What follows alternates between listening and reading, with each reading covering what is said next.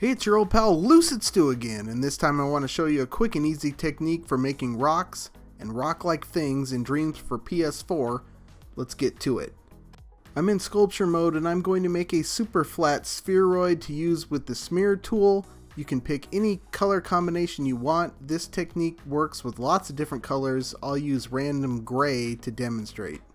You can make this any size, but I'll go fairly large just so it's easier to work with.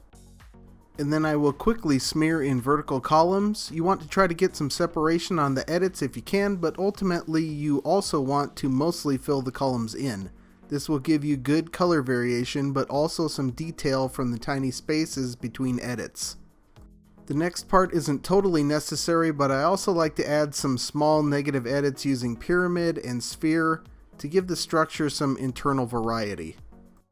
This is also using random gray and applied similarly, just trying to get it as well distributed as possible through the existing column. It would be nice to be able to see inside, but at the same time it doesn't need to be perfect. With that done, we will choose the crop tool and place the tool into the column. You can use any shape, they all give different results. For a pure rock shape, I like sphere, still using random gray. The key to getting this technique to work is turning blend up some on the crop tool. You may be familiar with this from a demo John Beach did for wood planks.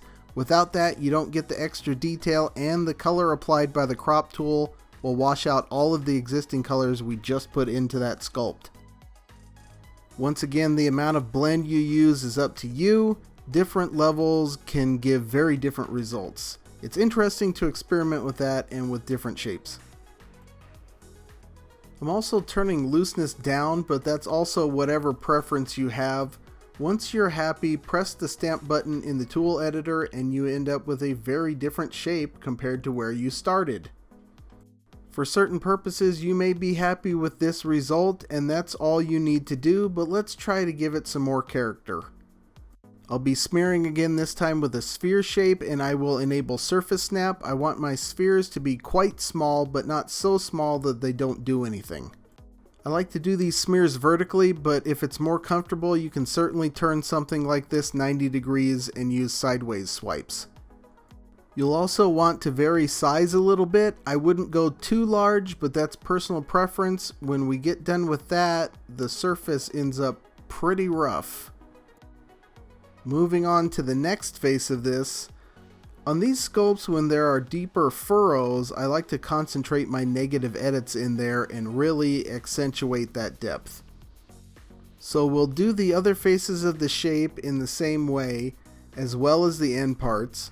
This works best when you have a good mix of sizes for the negative edits. I don't do it here, but you could also definitely use different shapes.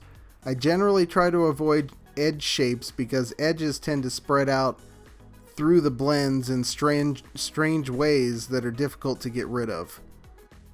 And when that's done, I'll go over the whole thing again, but swiping in a perpendicular direction to impart some variety. Again, we're at a stage where you could call it done if you wanted to. Maybe you have some purpose for a round volcanic rock. But we'll continue on, trying to make it generally useful for scenes. I'm going to double this up so we can try a couple of different ideas side by side from this point. I'll go back into sculpture mode and we will once again crop this with blend turned up. I'll use a sphere shape and still using random grays for color. Now all that detail we just subtracted starts getting blended together into facets.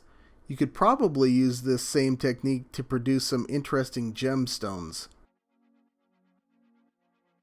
You have to remember that the crop tool produces an edit just like any other sculpture tool, and if you make a mistake or want to adjust things, you can grab it and move it with the move tool like any other edit.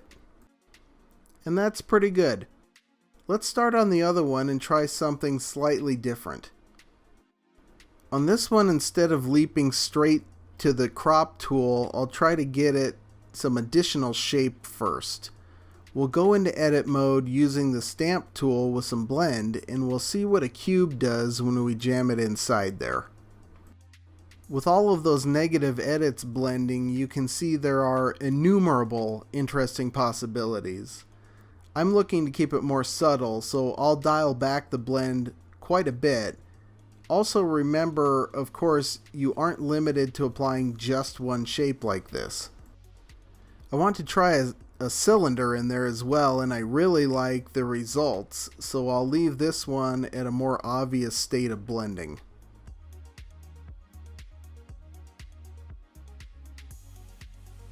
I'll go ahead and stamp that and add another blended cylinder for good measure. And I think we end up with a nice combination of sandy surfaces and crags. With this coloring, I could see this being really useful as a moon rock or something like that. This very thought gave me the idea that these would both make pretty good asteroids with minor alteration. If you don't like the rounded shape, you can make these more rock-like. I prefer stamped spheres with some blend to chip away at the surface. You have to be careful because you don't want to blend away all of your interesting surface details, but you do also want to excavate some of that surface. I'll do the same thing to the second one, and I think we end up with some nice irregular surfaces that would pass for respectable asteroids. Since we have good surface detail and a basic shape going, let's see if we can turn these two into planetoids, or maybe even alien moons. I'll go back into sculpture mode and I will carefully add some positive spheres with blend to try to round out those surfaces. We could get a round shape with a single large sphere, but then we'd lose those precious surface details, so it will take a few smaller spheres to do the job. And they never do end up perfectly round, but even the largest asteroids are not in hydrostatic equilibrium, and maybe we're trying to depict the moons of Mars or an asteroid belt.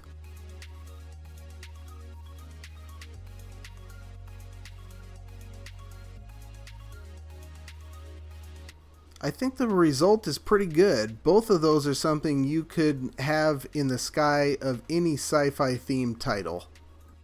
And of course you can adjust the materials to your liking. I also gave these some glow so they look a little more like the moon on a clear night. So in this video we talked about a simple and fast technique for making rocks, asteroids, planetoids, moons, and maybe even planets. More videos coming up in the City Streets Kit series, as well as more on how to bring a scene to life. I'm also working on showing you an interesting idea about creating textures and continuity between similar material types in a scene. But that's all for now. Until next time, I'll see you in the Dreamiverse.